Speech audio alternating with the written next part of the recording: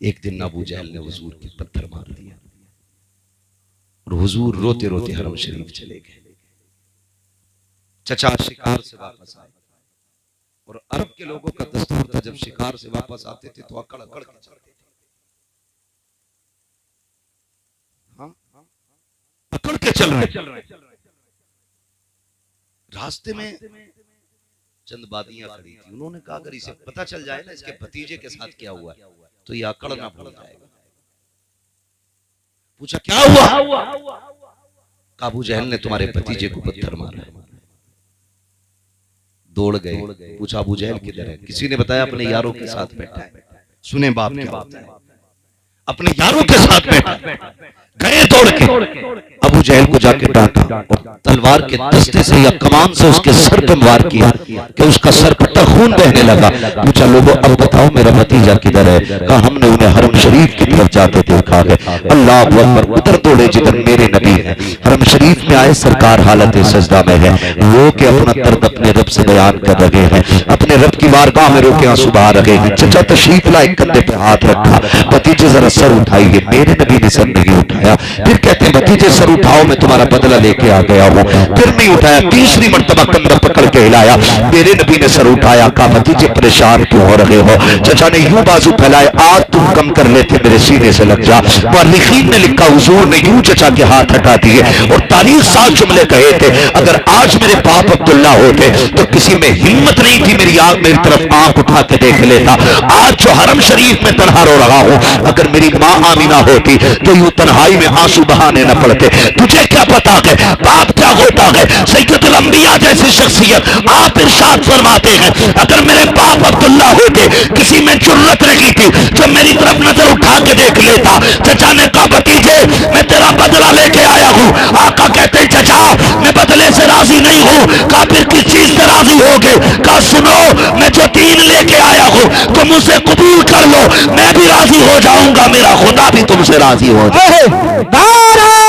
तकबीर, दारे रिसालत, दारे होशियत, मस्तके आला हजरत उलमाए सुन्नत। इज्जत करे बाप की, कदर करे। कहते तूने किया क्या मेरे लिए? क्या किया तुमने मेरे लिए? छप्पर डाला, बब्बू की बिल्डिंग नहीं देखी, उसने अपने बच्चों के लिए 3 मंजिल बना दी। तुमने क्या बनाया मेरे लिए?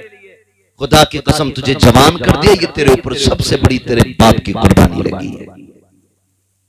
ये कौन सी बात हो गई? तुमने क्या किया मेरे लिए? नौजवानों एक बात और कह दूं आपसे, खुदारा कभी बाप की मजदूरी का मजाक ना उड़ाना, मजाक मत उड़ाना। कई बार कहते हैं हमने जब से होश संभाला तुम्हें रक्षा ही चलाते देखा है, जब से होश संभाला तुम्हें ईंटें ढोते देखा है। वो गैरत कर, शर्म कर और इसका शुक्रिया भी अदा कर कि इसने पसीना बहा के तुझे हलाल के लुक़मे खिलाए हैं, किसी का खून बहा के तुझे हराम के लुक़मे नहीं खिलाए। इससे बड़ी कुर्बानी और क्या हो? ये भी तो ब्याज ले सकता था, ये भी तो रिश्वतें ले सकता था, ये भी तो सूद पे पैसे दे सकता था, लेकिन इसने 60 ईंटें सर पे रख के चढ़ाई, लेकिन तेरे हलक में हराम का लुक़मा नहीं आने दिया। हाँ, इस बात पे फख्र करना कि हमारे बाप ने हलाल का लुक़मा खिलाया है, हराम का लुक़मा नहीं खिलाया। ये बहुत बड़ा एहसान होता है बाप का। फिर भी कहते तुमने क्या किया हमारे लिए? कभी रात के 3 बजे रोड पे खड़े होके देख, चल कभी रोटी बांध के एक दिन घर से निकल के देख, कितनी दुश्वारियां घर से निकल के आती है। तो 2 दिन बाप की रोटी लेके चला जाए तो झुंझुला जाता है। कहता है नौकर समझ रखा, वहां जाके 5 मिनट खड़ा होना पड़ता है, अड्डे पे 10 मिनट बस का इंतजार करो, फिर 20 मिनट खड़े होके जाओ। गैरत नहीं आती तुझे? 3 दिन में थकन चढ़ गई। ये बाप ने 22 साल तेरे लिए रोज इसी तरह सफर करके गुजारे हैं, क्यों भूल गया है? आज तुझे बाइक मैसर है, ये तो पैदल भी चला है, साइकिल तो उसको जिंदगी के आखिरी लम्हों में मैसर हुई है। तू मोटरसाइकिल पर भी कहता मैं थक जाया करता हूँ। ये बाप की कुर्बानी हुआ करती है जो तुझे इतना बड़ा कर दिया है, उसके बावजूद भी तुम झांक रहा करते हो, तुमने मेरे लिए किया क्या है? वो मेरे भाई, अगर बात को समझना है, आधार कार्ड से सिर्फ उसका नाम हटा के देख। खुदा की कसम, मुआशरे में कोई तुझे बैठने तो क्या है, इज्जत से कोई तुझे देखने तैयार नहीं होगा।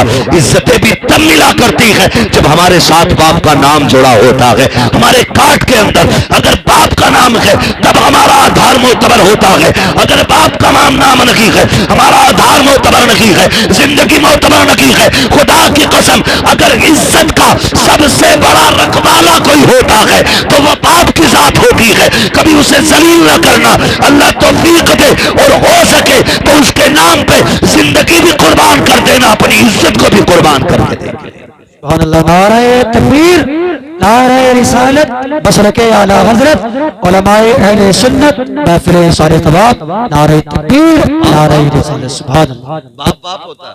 मैं माजरत के साथ अर्ज करूं, हजरत वो लोग जिन्होंने अपने बच्चों को हाफिज कारी बना लिया, उनके बच्चों को ये तमीज होती है कि इंतकाल के बाद भी वो बाप के साथ लगे रहते हैं, माँ के साथ लगे रहते हैं।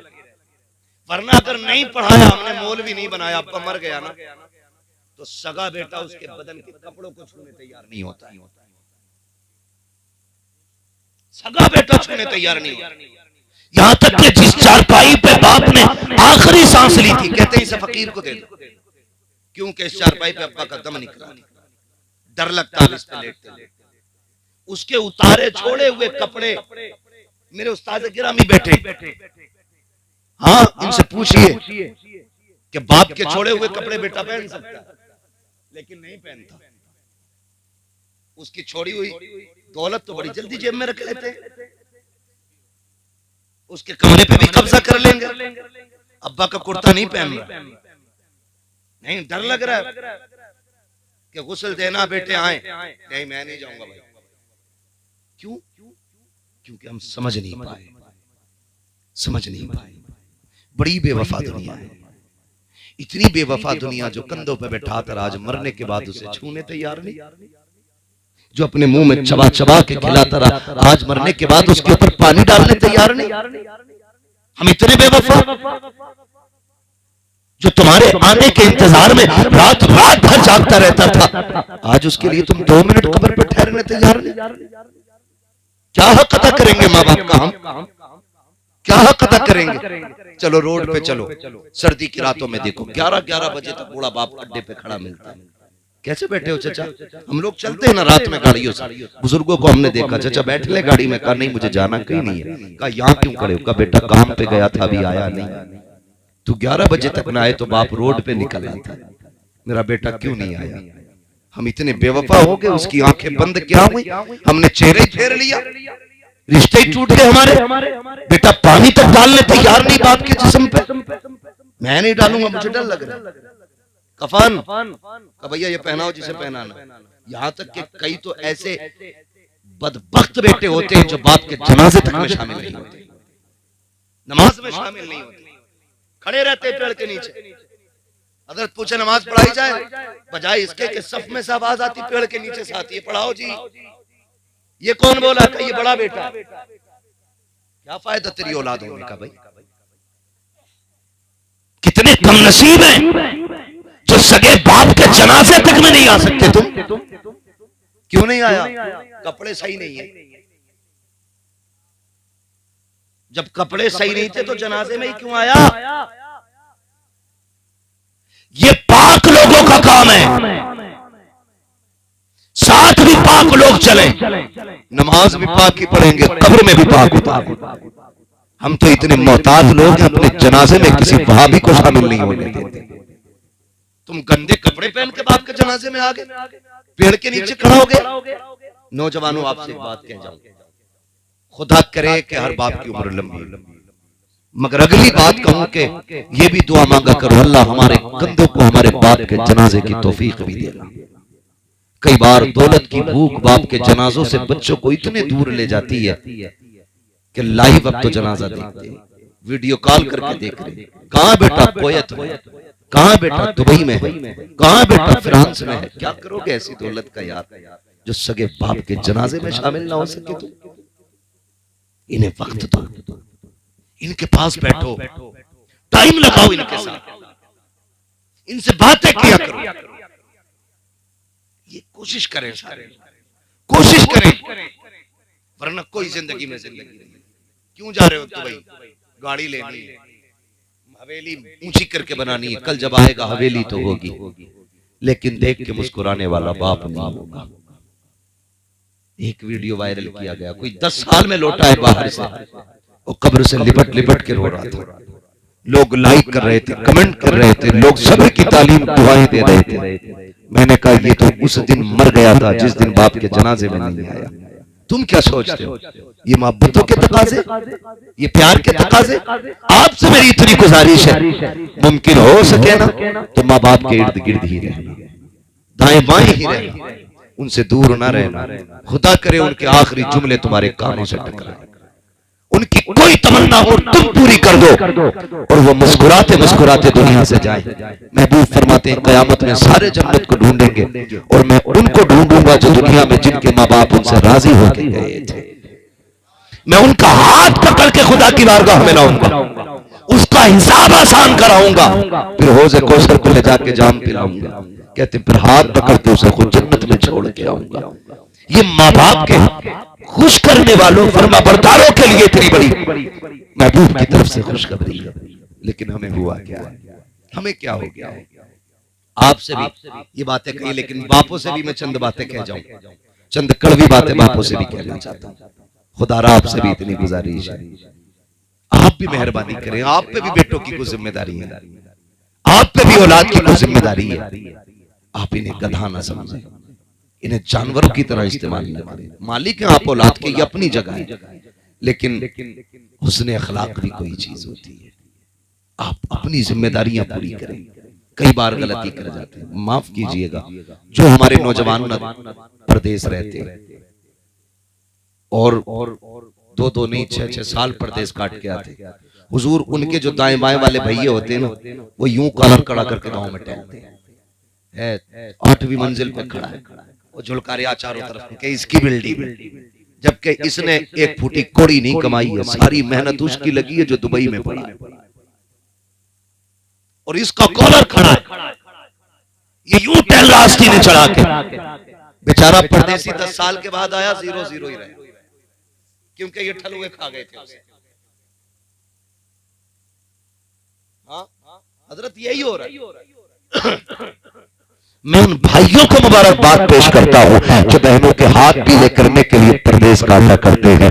फिर अभी बहनों से जिम्मेदारी पूरी नहीं होती है, इधर बेटियां जवान हो जाया करती हैं, फिर उनके लिए परदेश चले जाया करते हैं। कितनी बड़ी कुर्बानी है, लेकिन जब वो वापस आते हैं कहते हैं सुन भाई 3 बीघे तेरी है, 3 बीघे मेरी है। वो पूछता जो मैंने 10 साल प्रदेश में काटे हैं, तुमने उसका क्या सिला दिया? कब वो तो खर्चा हो गया। किस चीज में खर्चा हुआ है? इतनी चीजें निकाल निकाल के गिनाया करते हैं। वो भाई भाइयों के साथ इंसाफ किया करो, झूठ बोल करके उनको तबाह बर्बाद ना किया करो। जब तुम्हारे लिए परदेश काट के आया है, बाप की जिम्मेदारी बनती है, जितने उसने सौबतें बर्दाश्त की है, औलाद की जुदाई उठाई है, अपनों से दूर रह करके जितने आंसू उसने बहाए हैं, कम से कम उसके आंसुओं की कीमत मौजूद होनी चाहिए। उसे यह एहसास ना हो कि मैं सताया गया हूं। बापों की जिम्मेदारी बनती है शद्दाद ना बनना, हामान ना बनना, अपने बेटों के लिए नमरूद ना बनना, खुदा का नेक बंदा बनना। उसने परदेश में दुख उठाए हैं, तुम्हारे लिए औलाद को छोड़ के रहा है। जब वो वापस आए उसको रोने पे मजबूर ना करना, कहना बेटे तूने 10 साल हमारे लिए सितम उठाए हैं, 10 साल परदेश काटा है, खून के आंसू रोया है, आज के बाद तुझे रोने की जरूरत रखी है। हमने तेरे आने से पहले तेरा बिजनेस तैयार किया है, अब तू घर बैठ के खागा, तू भी मुस्कुराता रहेगा, तुझे देख के हम भी मुस्कुराते रहेंगे। सुभान अल्लाह। नारे तकबीर, नारे रिसालत, बस लगे आला हजरत ख्वाजा का हिंदुस्तान, सरजमीने खुशालपुर जिंदाबाद। इंसाफ करो तुम भी औलाद के साथ, हिसाब तुम्हें भी देना है, हिसाब औलाद को भी देना। बचना किसी को नहीं, हिसाब देना औलाद की जिम्मेदारी बनती है कि वो बहैसियत माँ बाप की कदर करे। माँ बाप की जिम्मेदारी बनती है कि वो मनसबे जो उसकी एक बहुत बड़ी जिम्मेदारी है कि वो एक चरवाहे की हैसियत रखता है और औलाद मेमने और बकरियों की हैसियत रखती है उसके सामने। वो निगरां है उन सब का जो उसके घर के अंदर अफराद है। तो भाई सब अपनी अपनी जिम्मेदारियां निभाएं, अपनी अपनी जिम्मेदारियां निभाएं। इसलिए मेरी आपसे गुजारिश है, माँ बाप से कहूंगा, कई बार ऐसा होता है ना, बच्चे भी शिकायत करते हैं कि मेरे बच्चे भूखे, अब्बा जमीन नहीं दे रहा है ना। और कई बातें ऐसी हैं जो महफिल में कहीं नहीं जा सकती, लेकिन हमारी कौम का बड़ा दर्द है, नहीं कह सकता, कई लोगों को बहुत कड़वी लग जाएगी, लेकिन सच्ची बात है। आप ना कोशिश किया करो। औलाद से कहूंगा मन जद्दा वजदा, मेरे हुजूर ने फरमाया जो कोशिश करता वो पाता। कोशिश करें, आप बिजनेस करें, आगे बढ़े, खुद मुख्तार मजबूत बने, आप दूसरों के मोहताज न बने, मजबूत रहे। मैं माँ बाप को एक मशवरा देना चाहूंगा, इस्लाम में जब बच्चा बालिग हो जाए ना बेटा, तो उसकी परवरिश की जिम्मेदारी माँ बाप पे नहीं रहती है, उसके खर्चे माँ बाप के जिम्मे, बोले माँ बाप के जिम्मे। अगर वो फिर भी खिला रहा है तो उसका, फिर भी खिला रहा है तो उसका एहसान कहते हुए तू जबान थक रही है भाई। अगर वो फिर भी खिला रहा है तुम्हें बालिग होने के बाद, तो उसका एहसान है। आपको मैं कहूंगा, बहुत दिनों के बाद ये बात मेरी समझ में आई, इस्लाम ने बालिग होने के बाद खर्चा क्यों हटा दिया? ताकि ये खुद अपने रास्ते तैयार करें। एक कहावत है, खुद कुआं खोदो खुद पानी पियो। हाँ, खुद कुआं खोदो और खुद पानी पियो। जो खुद कुआं खोदने और पानी पीने की ताकत रखता है वो कभी प्यासा नहीं रहेगा, और जो दूसरे की सबील का मोहताज रहता है ना, वो कभी पानी पर मालिक नहीं बनेगा। मैं बापों से गुजारिश करूंगा, आपको अल्लाह ने 8 बेटे दिए, एक बेटा दिया है तो एक का तो मसला ही नहीं, वो तो है ही अकेला।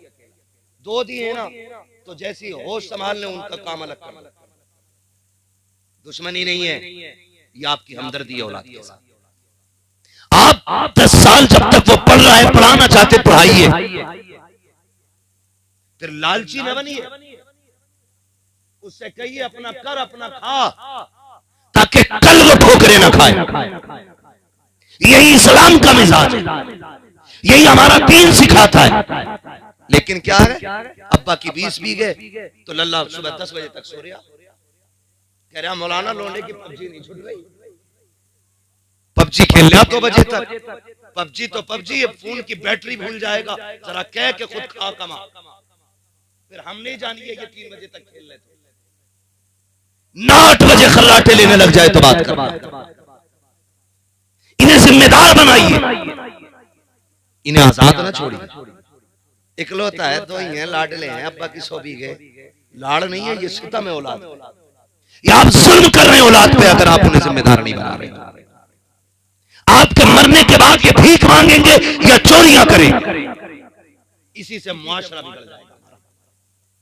माँ बाप की अपनी जिम्मेदारी है, औलाद की अपनी जिम्मेदारी है। और फिर सुने, जब औलाद पे भी जब जिम्मेदारी आ जाए तो फिर जिम्मेदारी है कि वो माँ बाप की भी जिम्मेदारी उठाए। ये फिर हमारी तरफ पलट के जिम्मेदारी आ रही है, जो बचपन में उन्होंने हमारे लिए किया, अब हमारी जिम्मेदारी है वो हम बुढ़ापे में इनके लिए। ये तो वो बाप था जिसके जरिए हम दुनिया में आए। अब उस बाप की बात करूं जिसने हमें पढ़ाया। आपसे छोटी सी गुजारिश है, अगर उस्ताद हाथ न थामे तो हम मिट्टी के डेले के सिवा कुछ नहीं, मिट्टी के डेले के सिवा हम कुछ नहीं। अगर ये कलम न थमाए तो हमें साइन करने नहीं आए, अगर ये कि जुमले को 100 बार न कहलवाएं तो हमें बोलना। हाँ, लोग कहते हैं तोते को पढ़ाना पड़ता है, तोते को क्या खाक पढ़ाना पड़ता है, तोता चंद सांसों में पड़ जाता है, पढ़ाना तो इंसान का होता है। कभी गौर करना इन बातों पे जो मैं कह रहा हूं, पढ़ाना तो इंसान का होता है। भाई तोता रट्टू है और वो बिना सोचे समझे ही आपकी नकल करता है, लेकिन जहां सोचने समझने की ताकत भी हो, अच्छे बुरे की तमीज भी हो, फिर उसे पढ़ाना और पढ़ाना, अच्छा पढ़ाना, ये बहुत बड़ा कमाल होता है, बहुत बड़ा कमाल। मैंने अभी पहले कहा कि उस्ताद अगर हाफिज जी है तो शागिर्द इज्जत करने तैयार नहीं है, कहा मैं तो मुफ्ती साहब हो गया। सुने, जो झुकना नहीं जानता वो आगे बढ़ना नहीं जानता है। जो झुकना जानते हैं वही उठना जानते हैं।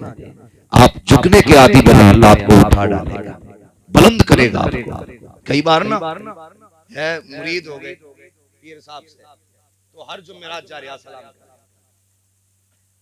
हर जुमेरात अस्सलाम वालेकुम पीर साहब बिठा ली बैठा। कह रहा वो पिछली बार जो गदक लाए थे ना टांडे से, उसमें बड़ी बरकत थी। उसने सोचा बरकत थी तो वो फिर अगली बार 3 किलो लाया। तो ये जो ऑटोमेटिकली बरकतें होती है ना, ये बढ़ती रहती है। लेकिन उस्ताद के यहाँ बरकतें नहीं होती, क्योंकि उस्ताद वो जौहरी होता है जो हीरे को नग बनाता है,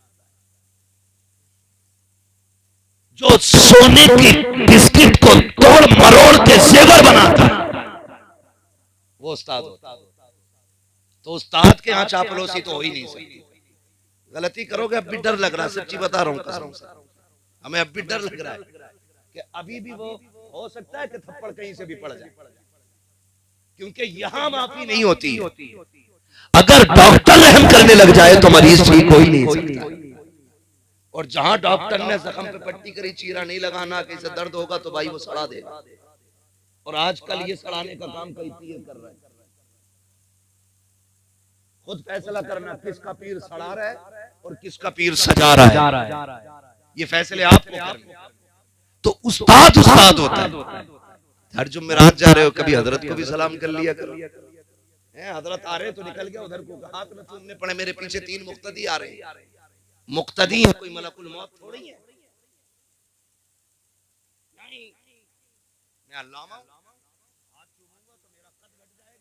गधे, इनके हाथ चूमने से कद घटा नहीं करते, कद बढ़ा करते, कद बढ़ा करते।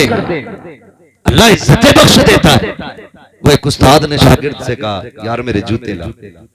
गया, उसने देखा हजरत के जूते पे गर्द लगी, उसने कपड़ा ढूंढा, मिला ही नहीं।